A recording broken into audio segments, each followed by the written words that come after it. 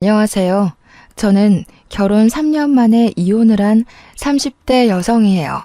혹시 여러분은 사주나 운세 믿으시나요? 저는 한 번씩 운세를 보는데 볼 때마다 항상 초년 운세는 별로이지만 중년의 귀인을 만나 말년에는 대박이 난다고 하더라고요. 완전히 믿지는 않았지만 그래도 앞으로 나아진다니까 제발 사주처럼 귀인을 만나 내 인생이 대박이 나길 바라며 살았던 것 같아요. 사실 저는 이혼하기 전까지만 해도 정말 우울하고 힘들었거든요. 일단 우리 집 상황을 말씀드리자면 저의 부모님은 사이가 정말 좋지 않으셨어요. 두 분이 정말 하루가 멀다고 매일 싸우다가 제가 20살이 되던 해에 이혼하셨죠. 그리고 저는 엄마와 둘이서 살고 아빠는 이혼하고 얼마 되지 않아 재혼하시며 연락이 되지 않았어요. 저는 그 당시 공부하는 것을 좋아하지도 않았고 경제적으로 넉넉하지 못한 형편이라 그냥 대학을 포기하고 바로 회사에 입사했어요. 회사 생활은 힘들긴 해도 나름대로 보람도 있고 앉아서 공부만 하는 것보다는 재미있었던 것 같아요. 그렇게 재밌게 일을 하다가 회사 동료의 소개로 남편을 만났고 연애를 하고 결혼을 약속했어요. 결혼식 한 달 전 식당 주방에서 오랫동안 일하시던 엄마가 몸이 이상해서 병원에 가보니 폐암 말기라는 진단을 받으셨어요. 그리고 결혼식 2주 전에 엄마는 세상을 떠나셨어요. 그렇게 저는 엄마 없이 결혼식을 올렸답니다. 눈물의 결혼식을 마치고 허니문 베이비로 바로 아기를 가졌는데 제가 다니던 회사는 야근과 특근이 정말 많았어요. 출산 휴가도 고작 3개월이 다였고 무엇보다 워킹맘을 위한 복지가 거의 없었어요. 그래서 회사 여자 선배들은 결혼하고 임신을 함과 동시에 다들 회사를 관두더라고요. 저 역시 어쩔 수 없이 회사를 관두고 집에서 제 아이 지민이를 키우며 살고 있었어요. 시간이 흘러 아이가 2살이 되자 저는 어린이집에 지민이를 보내고 간단한 아르바이트라도 구해보려 했지만 시간이 애매해서 마땅한 일자리를 찾지 못하고 있었죠. 반면에 동서는 학교 다닐 때부터 공부도 잘했고 전교 회장도 몇 번 했다고 해요. 당연히 좋은 대학교에 대학원까지 나오고 복지가 엄청 좋은 회사에 입사하여 돈도 많이 벌고 있어요. 그래서인지 시댁에 다달이 용돈도 많이 드린다고 하더라고요. 게다가 어른들에게 말도 잘하고 싹싹해서 시댁 동네에선 최고의 며느리라는 소문이 자자해요. 무엇보다 친정도 부유하고 동서와 같은 동네에 살아서 아기가 아프거나 무슨 일이 생기면 언제든지 맡기고 출근을 할 수도 있어요.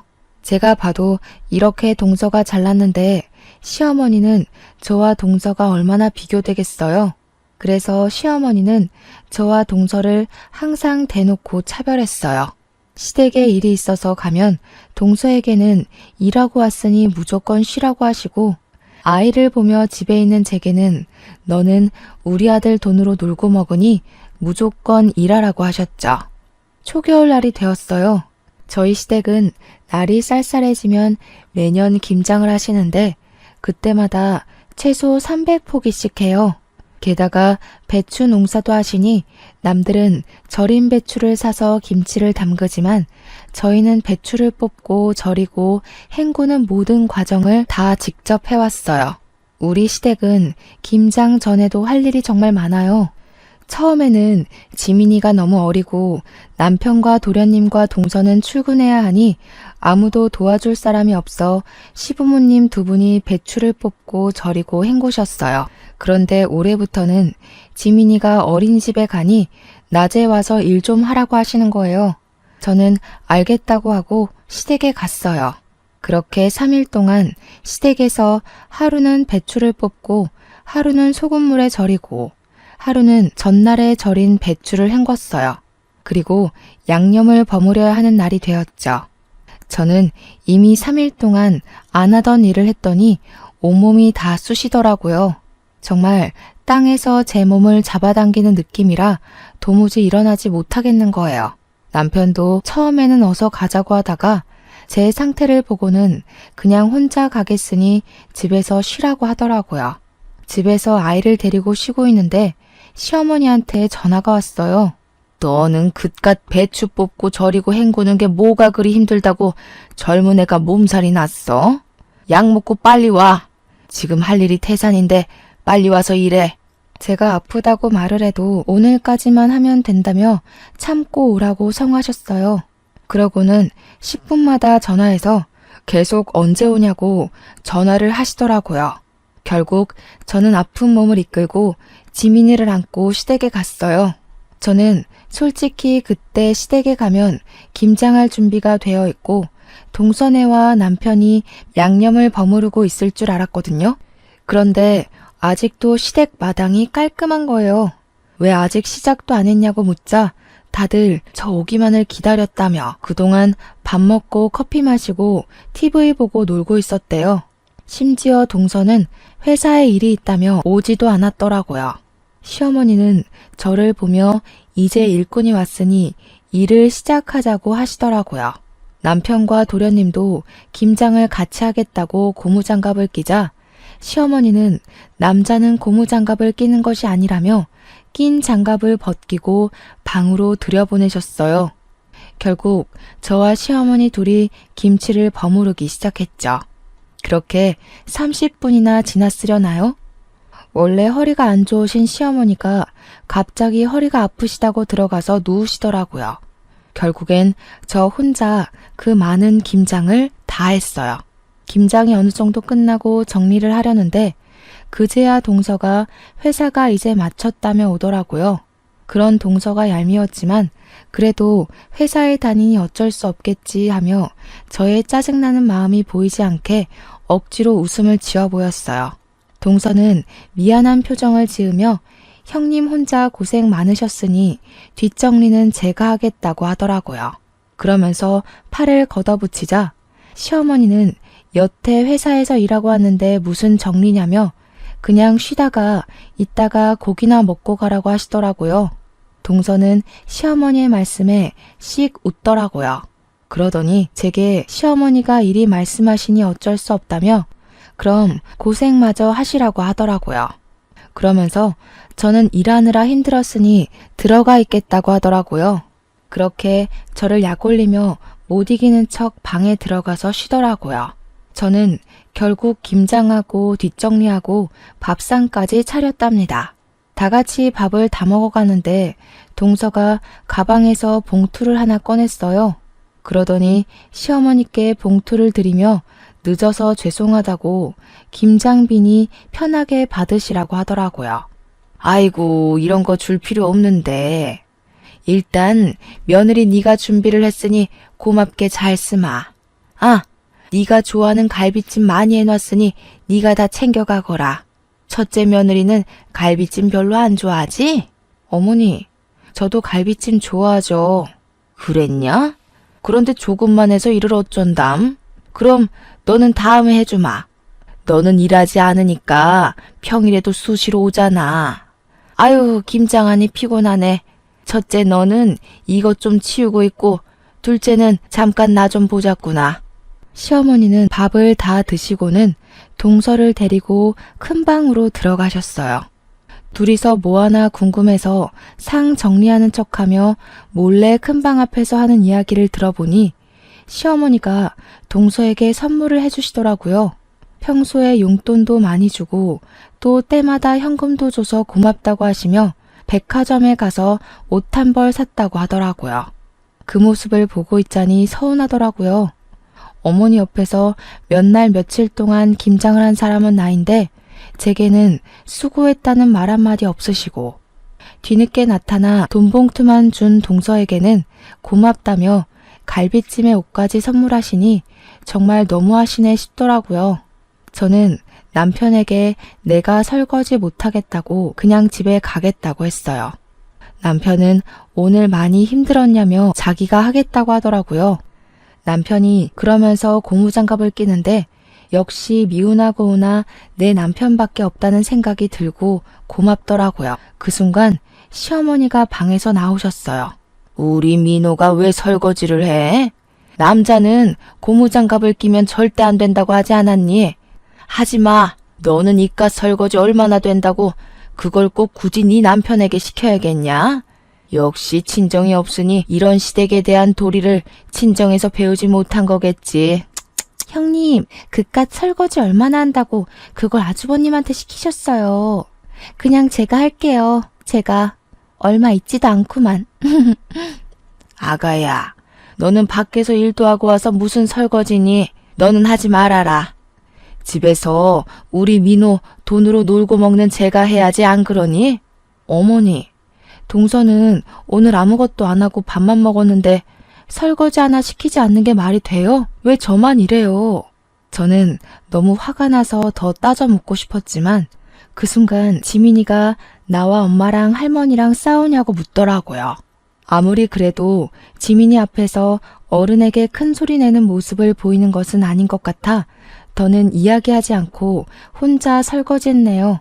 설거지까지 마무리 짓고 집에 와서 남편에게 솔직히 시어머니 동서와 나를 너무 차별하시는 거 아니냐고 했어요. 그러자 남편은 동서가 놀다 온 것도 아니고 일하고 왔는데 그냥 윗사람으로서 이해해주라며 저는 평일에 지민이를 보내놓고 쉴 수 있는데 동서는 평일에도 쉬지 못하고 일해야 하는데 힘들지 않겠냐고 하더라고요. 그러면서 이러한 상황들을 도련님이나 동서에게 대놓고 이야기하면 사이만 틀어진다고 그냥 제가 조금 더 고생하라고 얘기하더라고요. 남편 말을 들으니 저는 더 화가 나더라고요. 저는 남편에게 저의 솔직한 심정을 이야기했어요. 여보 말대로 나는 평일에 지민이를 보내고 쉬면 되기 때문에 시댁에서 일을 좀 더 할 수 있고 여기에 대해서는 나도 큰 불만은 없어. 그런데 시어머니며 동서며 도련님까지 모두 다 당연히 내가 나만 시댁의 모든 일을 해야 하는 사람처럼 인식하는 것이 기분이 나빠. 나는 여보랑 행복하게 살려고 결혼을 했지 당신 가족의 일꾼이 되기 위해 결혼한 게 아니란 말이야. 저의 이야기에 남편도 잠시 생각을 해보더니 제 마음을 이해하겠다며 앞으로는 절대 이런 일 없을 것이고 이러지 않도록 중간에서 잘하겠다고 하더라고요. 저는 그런 남편을 철석같이 믿었어요. 그 뒤로 시어머니가 몇 번 일이 있다고 부르셨지만 적당히 핑계대며 가지 않고 시댁과 거리를 유지한 채 나름 평화롭게 살았어요. 한 해가 지나 설이 되었어요. 시어머니는 설 전에 명절 음식을 장만해야 하니 장 보러 나오라고 하시더라고요. 장 보러 가는데 시간이 얼마나 걸리겠어 하고 가벼운 마음으로 나갔지만 한 짐 들고 집에 와서 정리하고 재료까지 손질하니 어느새 하루가 다 지나더라고요. 그리고 연휴 첫날 동서는 회사에 급한 일이 생겼다며 또 늦게 온다고 하더라고요. 남편은 전날 오랜만에 친구들을 만나 밤 늦게까지 술을 마셔서 술병이 났어요. 어쩔 수 없이 저와 시어머니 둘이서 음식 장만을 시작했는데 조금 하더니 시어머니는 또 허리가 아프시다고 누우시는 거예요. 그래서 저 혼자 전을 다 붙이고 정리까지 끝내고 이제 허리 좀 펴보려는데 동서가 늦어서 죄송하다며 오더라고요. 아이고 우리 둘째 며느리 일하느라 힘들지? 밥도 아직 못 먹었겠네. 어서 밥 먹자. 첫째 너는 정리 다 했으니 어서 밥 차려라. 어머니, 저 여태 전 부치고 정리하느라 허리를 이제야 펴네요. 지금 다리에 쥐도나고 해서 민호 씨한테 이야기할게요.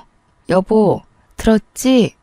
일하는 동서 배고프다니까 상 좀 차려줘. 이거 아주 큰일 날 소리를 하는구나. 너는 있는 반찬 꺼내서 상 차리는 게 뭐가 그리 힘들다고 그러니?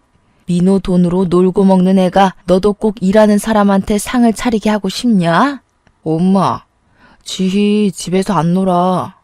낮에 우리 지민이 어린이집 가면 집안일하고 음식하고 얼마나 바쁜데. 저녁에는 또 지민이 돌봐야지. 그러니까 지희한테 놀고 먹는 사람이라며 뭐라고 하지 마. 집에서 자기 아이 보는 게 무슨 일이니?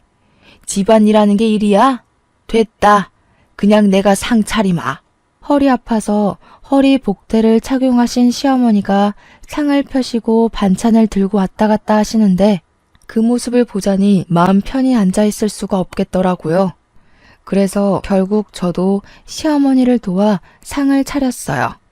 그런데 시어머니가 밥을 푸시는데 남편과 동서, 도련님에게는 따뜻한 밥을 주시고 제게는 먹다 남은 차가운 밥을 주시는 거예요. 그래서 남편에게 내 밥은 차다고 이야기를 하니 자기가 찬밥을 먹겠다고 제 밥과 자신의 밥을 바꾸더라고요. 바깥이라는 민호에게 찬밥을 왜 주니? 첫째 네가 먹어. 자고로 남자는 따뜻한 밥 먹어야지 밖에서도 일을 잘하는 거야. 어머니, 저도 어제부터 음식 장만하는 거 도와드리느라 좀 힘들어요. 저도 따뜻한 밥 먹고 싶어요. 어머, 형님, 그깟 따뜻한 밥이 뭐라고. 형님 먹는 거에 욕심이 많으신가 봐요. 저번에 갈비찜도 어머니가 저만 주셔서 기분 상해 보이시더니 그렇게 먹는 거에 욕심내면 살쪄요. 동서, 그게 할 소리야? 반대로 네가 내 상황이면 넌 기분 좋겠어? 에이, 왜들 그러셔. 엄마, 그냥 내가 찬밥 먹을게.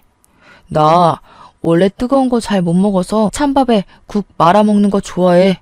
첫째, 너는 집에서 남편한테 맨날 찬밥만 주니?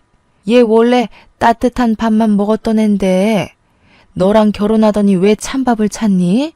바깥일하는 남편 좀 챙겨라. 그리고 우리 둘째야, 너는 일하다 와서 힘드니 신경 쓰지 말고 어서 먹으렴.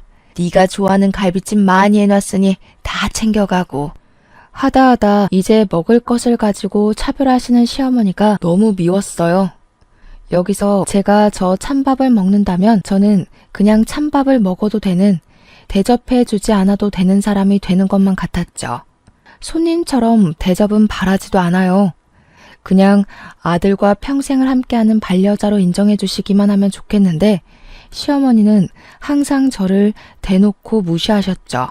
한결같이 저를 무시해온 시어머니, 그리고 그 옆에서 약 올리는 동서의 행동에 너무 화가 난 저는 그 자리에서 일어나 찬밥을 음식물 쓰레기통에 넣어버렸어요. 그리고 집에 가려고 짐을 다 챙기고 아이를 안았어요. 너 지금 뭐 하는 짓이냐? 감히 시어미가 준 밥을 쓰레기통에 던져? 그리고 당장 내일이 설인데 짐 싸서 어디를 가는 거야? 내일 친척들 다 오시는 거 몰라? 저는 그런 시어머니의 말씀을 무시하고 제 짐을 챙기고 아이를 안고 현관문 앞으로 갔어요. 보고 배운 게 없으니 저러지. 찬밥이든 더운 밥이든 시어머니가 줬으면 그냥 감사합니다 하고 먹을 일이지. 그걸 가지고 성질은. 역시 우리 둘째 아가는 학벌도 좋고 친정도 부유하니 보고 배운 것도 많고 잘 자라서 시집 왔는데 쟤는 부모가 이혼해서 보고 배운 게 없으니 저렇게 행동한다니까. 어머니, 지금 제가 고작 밥 때문에 이러는 것 같아요? 제게만 찬밥을 주셔서 화도 났지만 정말 제가 화가 나는 것은 어머니의 차별 대우예요. 항상 어머니는 동서에게는 무조건 쉬라고 하고 제게만 어떻게 모든 일을 다 시키세요? 그래놓고 수고했다는 말 한마디라도 따뜻하게 해주신 적 있으세요? 동서는 집도 잘 살고 대학교에 대학원까지 나와서 배운 게 많아서 내가 따로 가르칠 게 없지만 너는 친정도 없고 대학도 못 나왔으니 배운 게 없잖아. 그래서 내가 가르칠 게 많아서 그래. 내 딴에는 널 딸처럼 생각해서 내 옆에 두고 하나하나 가르치려는데 그게 그렇게 불만이야? 어른으로서 가르침을 주는 것은 당연하지. 착각하지 마세요. 김장시키고 제사음식 장만하고 하는 게 가르치는 거예요. 이거는 그냥 일 시키는 거예요. 어찌되었든 저는 이 집의 노비가 아니니 동서가 저와 동등하게 같이 일을 할 때까지 당분간은 이 집에 못 오겠네요. 안녕히 계세요. 저는 이 말을 하고 아이를 데리고 나왔어요. 이대로 집에 가기는 싫었어요. 그냥 차 타고 정처 없이 갔는데 정신 차려보니 도착한 곳이 엄마를 모신 납골 땅이었어요. 명절이 되고 시어머니와 일로 기분이 울적하니 엄마가 많이 보고 싶더라고요. 엄마는 말은 하지 않으시지만 사진 속에서는 인자하게 웃으셨어요.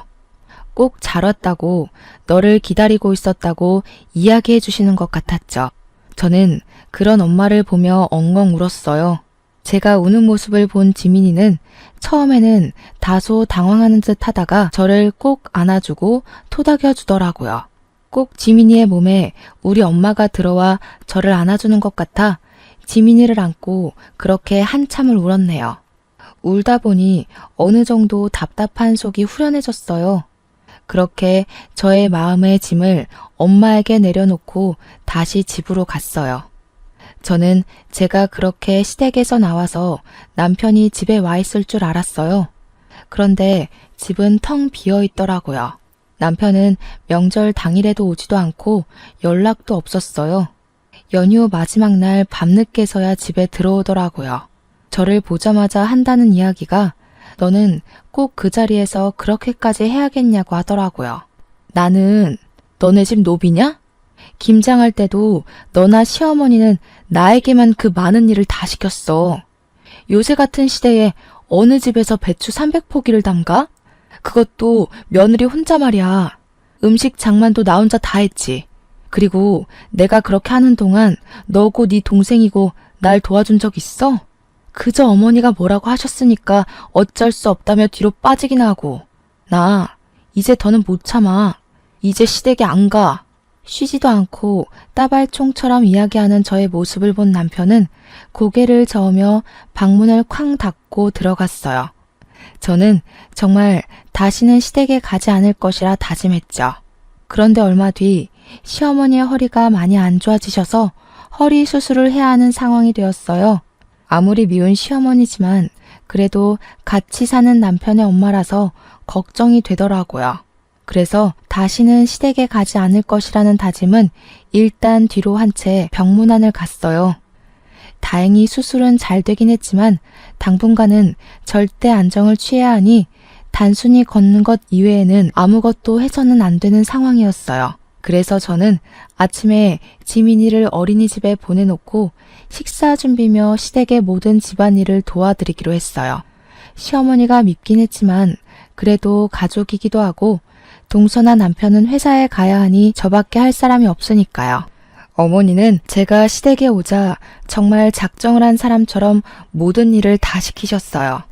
때에 맞춰 식사 준비, 화장실 청소, 집안 대청소는 당연하고 설치하고 한 번도 닦지 않은 것처럼 기름때가 찐득찐득한 가스레인지 후드 청소, 냉장고 정리, 부엌 서랍 정리 등 모든 일을 다 시키셨어요. 시키시고 그냥 가만히 계시면 좋을 텐데 꼭 시키시고는 옆에 쫓아다니시며 이거는 이랬네 저랬네 하시며 잔소리를 하셨어요. 그뿐만이 아니라 시키신 일 중에 뭐 하나라도 제대로 되지 않으면 너는 이깟 집안일 하나 제대로 못하냐며 엄청나게 구박하셨어요. 그러면서 말끝마다 역시 친정이 못 사니 대학도 못 가고 배운 게 없어서 저런다며 저러니 애가 시간이 있어도 알바를 구하지 못한다며 또 뭐라고 하시더라고요. 이렇게 잔소리와 구박을 들으며 첫째 날이 흘렀어요. 다음 날, 전날 때 빼고 광내서 청소를 싹 했으니 오늘은 그냥 식사만 차려드리면 되겠다 싶어 갔는데 이번에는 제가 결혼하고 나서 한 번도 정리하지 않았던 창고를 정리해야 한다며 창고 정리를 시키시는 거예요. 창고를 정리하는데도 옆에 서서 잔소리하시고 구박하시고 제가 말을 잘 못 알아들으면 욕까지 하시는데 정말 아무리 허리가 아프신 시어머니라 해도 못 참겠더라고요. 그래서 그날은 퇴근하고 온 남편을 붙잡고 시어머니가 이렇게까지 청소를 시키시며 구박에 막말에 욕설까지 하셨다고 했어요. 그랬더니 남편은 제 말을 믿지 못하겠으니 녹음을 해놓으라고 하더라고요. 그래서 다음날 저는 핸드폰 녹음기를 켜고 시댁에 갔어요. 너 왜 이렇게 늦게 와? 아프고 늙은 시모 굶겨 죽일 참이야? 나쁜 년. 그리고 옷은 그 청바지가 뭐냐? 청바지 입고 어떻게 일할 거야? 너네 엄마는 시댁에 어떤 옷을 입고 가야 하는지 그런 것도 안 가르치고 죽었다니? 도대체가 내가 어디부터 어디까지 너한테 알려줘야 하는 거야? 일단 밥이나 차려. 밥 차리고 오늘은 저온 창고 싹 다 정리해라. 시어머니는 저를 보자마자 왜 이리 늦게 왔냐고 하시며 돌아가신 엄마까지 들먹이시며 뭐라고 하시는데 정말 화가 났지만 녹음 중이라 참았어요. 밥을 다 드시고 나서는 설거지를 하라고 하시고 설거지 하는데도 옆에 딱 붙으셔서 주방 세제를 너무 많이 쓴다고 뭐라고 하시고 따뜻한 물로 하면 보일러세 많이 나온다고 찬물로 하라고 하시고 손이 느려서 굼뜨다고 뭐라고 하시더라고요. 그러고서는 저에게 음식들이 저장된 저온 창고를 정리하라고 하셨어요. 그곳에는 정말 언제 넣어놨는지도 모르는 음식들이 가득했고 곰팡이 핀 음식들도 있었어요. 저는 모든 음식을 다 꺼내서 하나씩 확인하며 먹을 수 있는 음식은 다시 넣고 먹지 못하는 음식은 버렸어요. 열심히 하고 있는데 또 오셔서 제가 하는 행동 하나하나를 감시하시며 구박도 하시고 욕도 하시더라고요. 그러다가 제가 시어머니의 말을 잘못 알아들으면 멍청하다고 등도 때리시고 꿀밤도 때리시고 하셨어요. 중간중간에 그냥 가버리고 싶었지만 일단은 참고 녹음을 다 완료한 후에 고무장갑을 던지고 아무 말 없이 그냥 집에 왔어요. 집에 와서 온종일 녹음한 내용을 남편에게 들려주었어요. 제가 인격 모독을 당하고 욕을 듣고 딱 하고 맞는 소리가 들리는데도 남편은 몸이 좋지 않으셔서 예민해져서 그런 거고 힘없는 우리 어머니가 때려봤자 얼마나 아프겠냐고 그냥 넓은 마음으로 참아달라고 하더라고요. 저는 그런 이야기를 하는 남편에게 역시 가재는 개편이라며 세상에 믿을 만한 인간 하나도 없다고 하고 방에 들어갔네요. 다음 날 3일 연속 시댁에서 일했더니 온몸이 다 아프더라고요. 지민이를 어린이집에 보내놓고 쉬고 있는데 모르는 번호로 전화가 왔어요. 받아보니 옛날에 이혼해서 연락이 끊겼던 아빠였어요. 한때는 저와 엄마는 이렇게 힘든데 아빠는 재혼했다는 소식을 듣고 미웠지만 그래도 거의 20년 만에 내 가족에게 연락이 오니 반갑고 뭔가 든든한 내 편이 생긴 것 같은 기분에 반가워서 갑자기 눈물이 나오더라고요. 그렇게 울며 서로의 근황을 물었어요. 아빠는 조그맣게 회사를 차리셔서 사장으로 있다고 하셨어요. 그런데 엄마도 돌아가셨는데 제 번호를 어떻게 알았는지 물어보니 시아버지를 통해서 알게 되었다고 하시더라고요.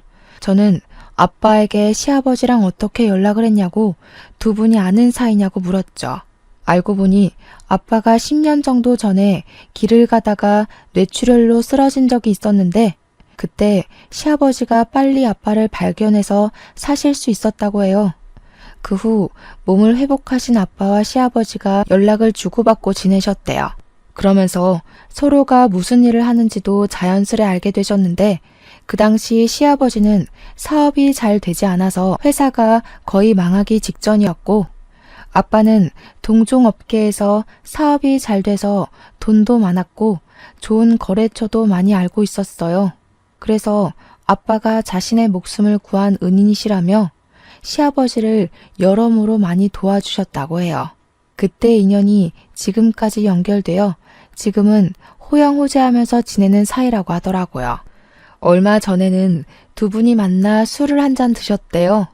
술에 취하신 시아버지가 첫째 며느리 이야기를 하셨는데 나는 첫째 며느리가 너무 예쁜데 자기 마누라는 부모님이 이혼하고 엄마는 돌아가시고 아빠는 재혼해서 연락도 안 되니 마땅한 친정이 없다며 시집살이를 그렇게 시킨다고 하셨대요. 도와주고 싶어도 자신은 회사에 나와봐야 하니 딱히 도울 수도 없고 그저 마누라한테 그렇게까지 미워하지 말라고 말하는 것이 전부인 이 상황이 답답하다면서요. 그러면서 시아버지가 아빠에게 첫째 며느리라며 사진을 보여주셨는데 제 사진이었대요. 아빠는 이 이야기를 하시며 엄마와 이혼한 후 매정하게 연락을 끊어서 네가 이렇게 힘들게 살게 된 것 같다며 미안하고 그동안 정말 고생 많았다고 하셨어요.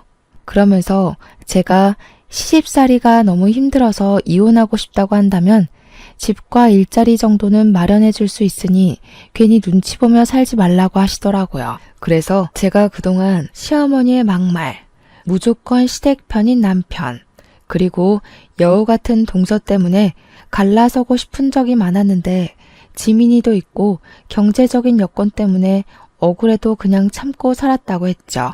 그랬더니 아빠는 일단 사돈에게 인사를 해야겠다며 인사하러 갈 수 있게 날짜 좀 잡아달라고 하시더라고요.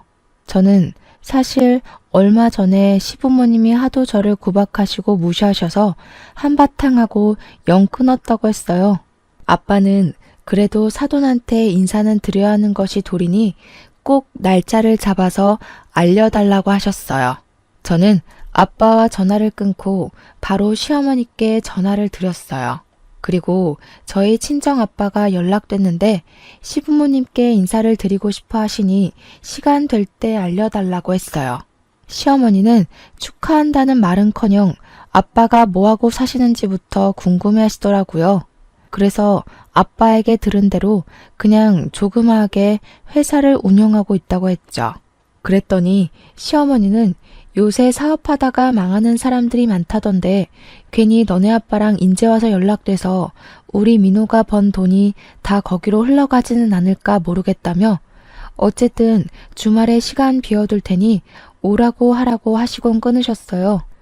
애초에 시어머니의 축하는 바라지도 않았지만 그래도 어머니의 날이 선 말투에 기분이 좋지는 않더라고요.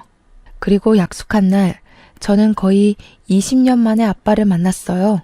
제 기억 속의 아빠는 주름살이 하나 없고 머리숱도 많았는데 그날 본 아빠는 주름살도 자글자글하고 머리카락도 거의 없으셨어요. 저는 변해버린 아빠의 모습이 반갑기도 하고 그런 아빠의 손을 오랜만에 잡고 함께 시댁으로 향했어요. 시댁에는 동선의 부부도 있었어요. 아빠는 준비하신 과일 바구니를 건네시며 지혜의 아빠 되는 사람이라고 하며 허리를 90도로 굽혀 인사하시더라고요. 시어머니는 그런 아빠를 보면서 떨떠름한 표정을 지으셨어요. 내가 허리가 아파서 음식을 하나도 못했고 둘째 며느리는 회사 다니느라 바빠서 주말에는 아무것도 못해요. 그래서 음식장만도 하지 못해서 음료수도 사둔 게 없네요. 그냥 맹물이나 한 잔 드세요. 저는 솔직히 상다리 휘어지게는 아니더라도 명색이 첫인사인데 간단한 다과라도 준비해 주실 줄 알았거든요. 그런데 이렇게 주스 한 잔도 없이 맹물만 주시는 시어머니 모습에 정말 온갖 정이 다 떨어지더라고요. 인제 와서 하는 얘긴데 첫째 며느리가 친정도 없고 본 적도 없이 자라온 애라서 가르치느라 너무 힘들었어요. 우리 둘째 아가는 친정도 부유하고 학벌도 좋아서 가르칠 것이 하나도 없는데 말이죠. 그래도 첫째 며느리를 딸처럼 생각해서 많이 가르쳤네요. 네, 딸처럼 생각해 주셨다니 감사하네요. 말씀대로 그동안 제 딸이 잘못 배웠으니 이제라도 제가 하나씩 가르치려고 합니다. 일단 돈 관리하는 것부터 가르쳐야 할 것 같아서 딸에게 건물 하나 주려고요. 건물이요? 얼마짜린데요? 거기 시세가 한 25억은 되거든요. 그 건물에 상가가 다 들어서 있고 안정적으로 장사를 하고 있으니 월세를 꼬박 받으면 한 달에 400만 원은 벌 수 있을 것 같더라고요. 회사도 안 다니는데 집에서 놀고 먹으면서요. 뭐요? 400만 원? 시어머니도 놀랐지만 저도 깜짝 놀랐어요. 순식간에 저는 조물주보다 높다는 건물주가 되어 매달 한 달 월급만큼의 돈을 받게 된다는데 이게 쉽게 믿어질 리가 없잖아요. 아빠는 그런 저의 손을 잡고 씩 웃으셨어요. 시어머니는 도대체 뭐를 하시길래 그런 건물이 있냐면서 명함이라도 있으면 달라고 하셨어요. 아빠가 명함을 건네자 시어머니는 아빠의 명함을 받고는 요즘 사업이 잘 안 되냐며 은근히 비꼬는 말투로 말씀하셨죠. 옆에 있던 동서도 형님 아버지신데 어느 회사 대표님이신지 궁금하다며 본인에게도 명함을 달라고 했어요. 그런데 동서가 건네받은 아빠의 명함을 보고 깜짝 놀라하는 거예요. 어머니, 여기는 시아버지 회사보다 규모가 더 큰 회사네요? 꽤 큰 회사인데 여기 대표님이시라고요? 저희 팀장님이 여기 회사 대표님의 조카라고 하시던데? 아, 지은이가 여기 둘째 며느님의 직장 상사인지는 몰랐네요. 또 이렇게 인연이 해결되네요.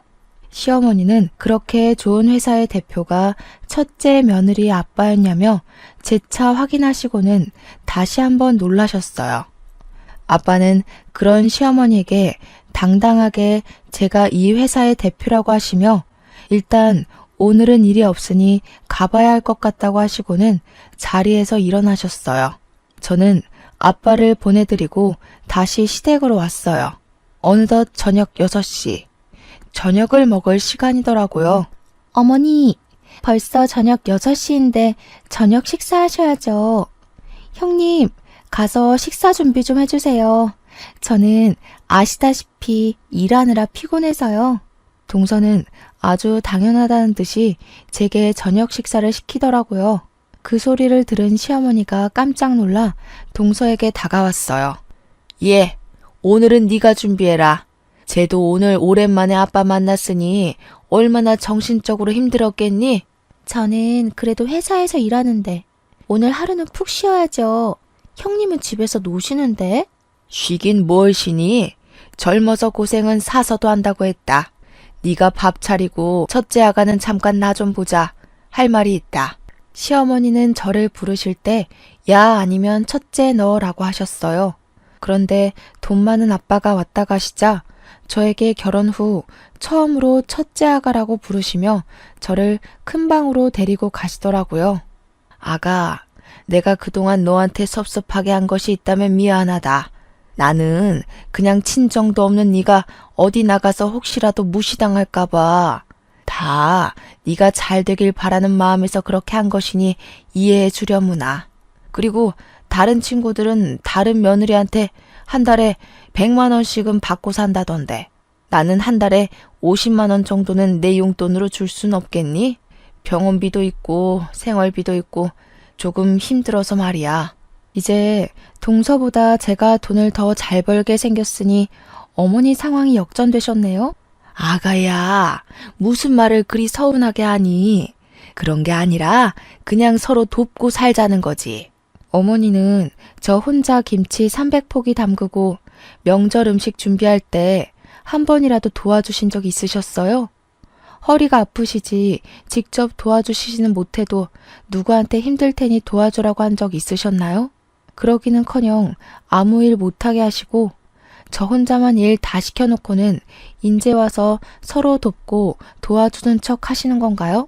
시어머니는 저의 말에 아무 대답도 못하고 그저 당황해만 하셨어요. 어머니, 저는 어머니의 말씀대로 본 것도 없이 자라서 서로 도우며 사는 거 뭔지 잘 모르겠네요. 저는 이 말을 남기고 거실로 나갔어요. 부엌에 가보니 동서는 입술이 삐죽 나와서 저녁 준비를 하고 있더라고요. 저는 그동안 얄밉게 말하는 동서에게도 한마디 했어요. 동서, 아직도 그것밖에 못 차렸어? 빨리빨리 움직여. 이러다가 내일 밥 먹겠어. 하긴 뭐 네가 회사를 한답시고 집안일을 해봤어야 알지. 형님, 지금 돈 많은 아빠 있다고 유세 떠는 거예요? 너도 그동안 회사 다녀서 돈 번다고 유세 부렸는데 나는 그러면 안 된다니? 그리고 어머니, 용돈은요? 용돈은 학벌 좋고 친정도 부유한 동서한테 받으세요. 전 이혼하겠습니다. 더는 이 집에 노비처럼 못 살겠어요. 노비라니. 나는 너를 맹세코 단 한 번도 그리 생각한 적 없다. 정말 딸처럼 생각했어. 딸처럼 생각하셔서 찬밥 주시고 먹는 거로 차별하시고 맨날 저에게만 그렇게 일을 시키셨어요. 무슨 말이 안 되는 소리를 하셔야죠. 저희 갈라서겠습니다. 여보, 왜 그래? 그게 무슨 소리야? 이혼이라니. 우리 다시 잘해보자. 이제 장인어른도 계시고 혼자 어디를 가려고. 장인어른? 너 이제 이혼해서 마누라도 없는데 네가 장인어른이 어딨니? 그리고 내가 우리 아이 챙겨서 갈 거야. 나갈 때 있으니까 내 걱정은 말고. 저는 그렇게 지민이를 안고 그 집을 나왔어요. 남편과 시어머니는 갑작스러운 저의 이혼 선언에 황당해하며 저를 붙잡았지만 이미 마음이 확고해진 저는 미련 없이 그 집을 떠났어요. 그리고 아빠가 마련해주신 새로운 보금자리로 갔어요. 다음날 저는 근처 신경정신과에서 시댁의 스트레스로 인해 정신적인 피해를 보았다는 처방전을 끊었어요. 그리고 이혼 서류를 작성해서 처방전과 함께 시댁에 퀵으로 보냈죠. 잠시 후 시어머니한테 전화가 오더라고요. 무슨 이혼 서류야? 정말 이혼할 거야? 네, 어머니. 저 이제 그 집에서 더는 노비 생활 못해요. 이혼하겠어요. 이제 둘째한테도 일 시키고 할게. 우리 아들들한테도 일 시킬게. 그러니까 제발 마음 풀고 같이 살자. 저 지민이는 혼자 어떻게 키우려고 그래. 제 걱정하는 척 하지 마세요. 제가 알아서 아주 멋지게 잘 키울 거예요. 어머니가 이렇게 부탁하셔도 저는 이미 마음 정했고 이혼할 겁니다, 반드시.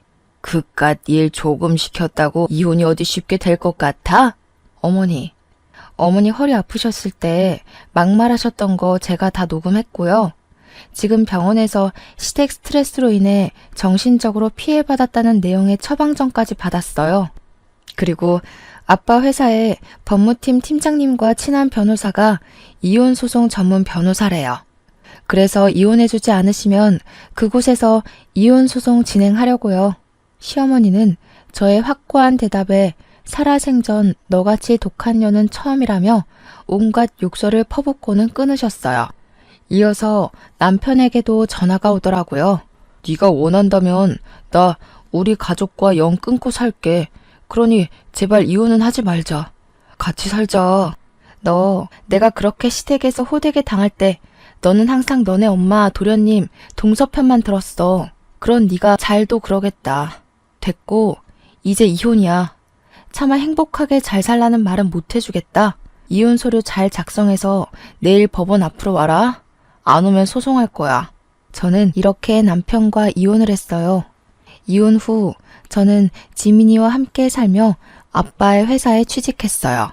아빠의 회사는 원래 블라인드 면접으로 사람을 채용하는 곳이라 제 학벌이 낮아도 전혀 문제가 되지 않았어요. 게다가 회사의 복지가 정말 좋아서 사내 어린이집이 정말 잘 되어 있더라고요. 제가 퇴근할 때까지 마음 놓고 지민이를 맡길 수가 있었죠. 저는 지금도 충분히 행복했고 아빠라는 존재가 있는 것 자체만으로도 너무 감사했어요. 그래도 아빠는 유일한 핏줄인 제게 회사를 물려주고 싶다면서 공부를 하라고 하시더라고요. 아빠의 강권에 다시 공부도 시작했어요.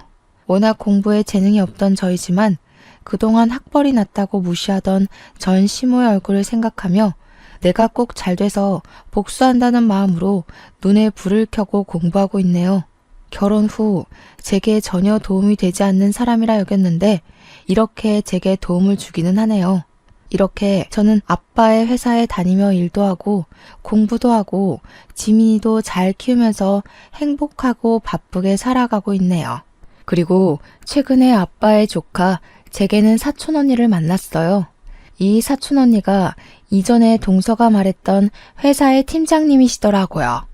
그런데 동서가 회사에서도 그렇게 여우짓을 하고 사람들 사이에서 이간질했대요. 그리고 명절 전날과 같이 시댁에 가야 하는 날만 되면 회사에서 아무도 요구하지 않는데도 스스로 야근에 특근하며 늦게 갔다고 하더라고요.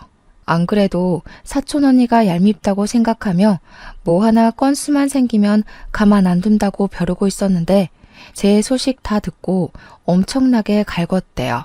그래서 지금은 회사에 사표 내고 백수가 되었네요. 그리고 예전에 저처럼 맨날 시댁에 불려가서 일한다고 하더라고요. 그 소식을 들으니 얼마나 통쾌하던지요. 전 남편은 아이에게 아빠를 보여줘야 하니 한 달에 한 번씩은 보고 있어요. 전 남편은 그때마다 다시 합치자고 하지만 솔직히 제가 뭐가 아쉬워서 합쳐요. 월급 잘 나오죠? 아빠 덕에 건물주가 되어서 상가 월세도 적지 않게 나오죠. 게다가 회사의 복지도 좋아서 지민이 걱정 없이 마음 편히 일도 할 수 있는데요. 지금 사는 집도 크지는 않지만 대출도 없고 저와 지민이 둘이서 살기 딱 적당하거든요. 남편이 그런 소리 할 때마다 저는 너희 엄마와 너 동서 생각만 해도 치가 떨리니까 헛소리 짓거리지 말라고 한마디 하네요.